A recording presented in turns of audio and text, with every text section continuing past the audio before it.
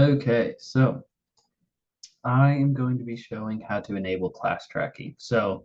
Um, one thing that's pretty common with real estate investors, obviously, is that they have multiple properties, or ideally, they would have multiple properties, right? That's the whole idea.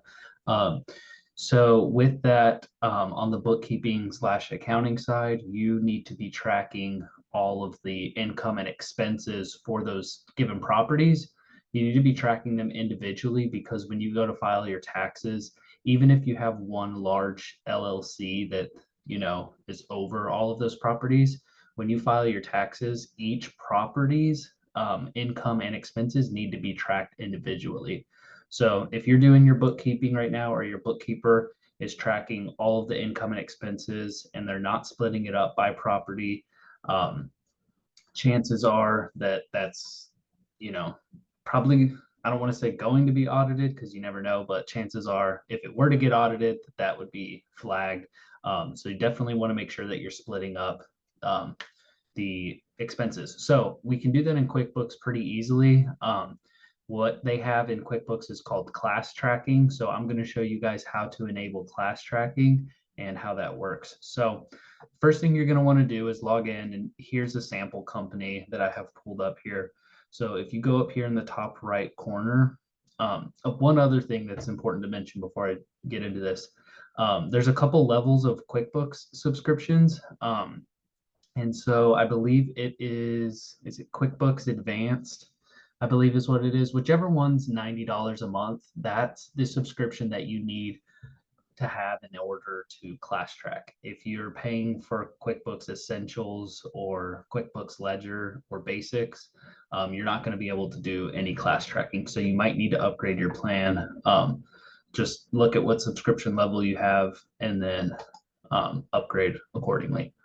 So if you need to enable class tracking, what you would do is you would click on this accounting and settings right here. This is going to take you to this screen. What you would then want to click on is this advanced section. And to turn on class tracking, it's literally as simple as clicking on this category section, class tracking, boom, click it on. So then it's going to say, warn me when a transaction isn't assigned a class. This is really up to you or your bookkeeper. I personally have this turned off only because it becomes a real pain. Every time you're categorizing something, if it doesn't have a class, it will flag you. Now, I, as a bookkeeper, always put a class. There might be one or two instances where you don't, but when you have this checked, it's just another thing that pops up. It won't let you categorize a transaction. It just kind of gets in the way. It's a little bit, honestly, just annoying to have to deal with. So I recommend not checking that, but obviously it's a safeguard. If you want to check it, it'll flag you if you don't have a class assigned. So then if we click on this drop down section here, it's going to say one to each row in a transaction or one to an entire transaction. I leave this as the default here, one to each row in transactions. So what I'm going to do is just hit save.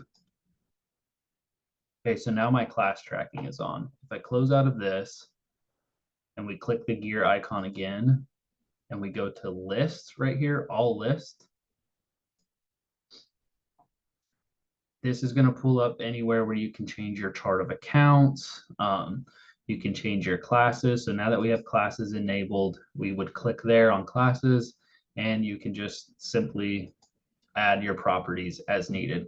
So how classes work is when you're in your transactions bank feed. So if I go back to my bank transactions, this is where all of your data is pulled in for your properties, all your bank transactions, right?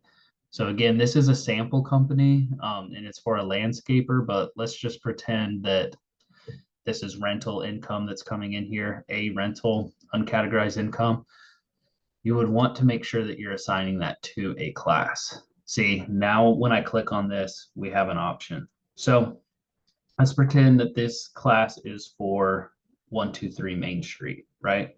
What you're going to want to do is come here, all list, go back to your classes. And sorry, I know I'm kind of jumping around here.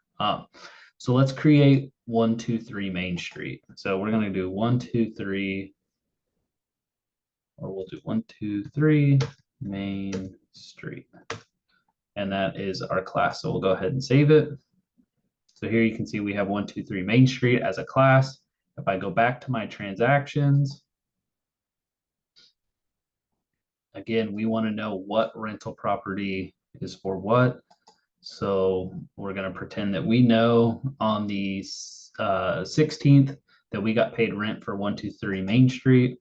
So look how convenient that is. QuickBooks is awesome like that. If you already have it in there, you can click 123 Main Street, right? We just added that, so that's an option. You would click that, add, and then that's going to get categorized. It's as easy as that. So once you're comfortable with that, there's a little bit of a shortcut, and some of you might have already seen it. Let's pretend that this $55 is rental income. Hopefully no one's charging that little of rent. But you come into here to class, instead of going up to that list section like I was showing, you can simply just add it here.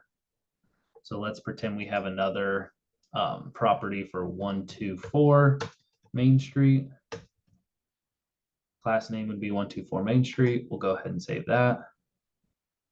There it goes. It automatically fills. So that's how we do class tracking. If you guys have any questions on how this works, or you're needing to do some cleanup work, anything like that, feel free to reach out. My contact info is going to be linked somewhere near this video. So please reach out if you guys have any questions. Thanks.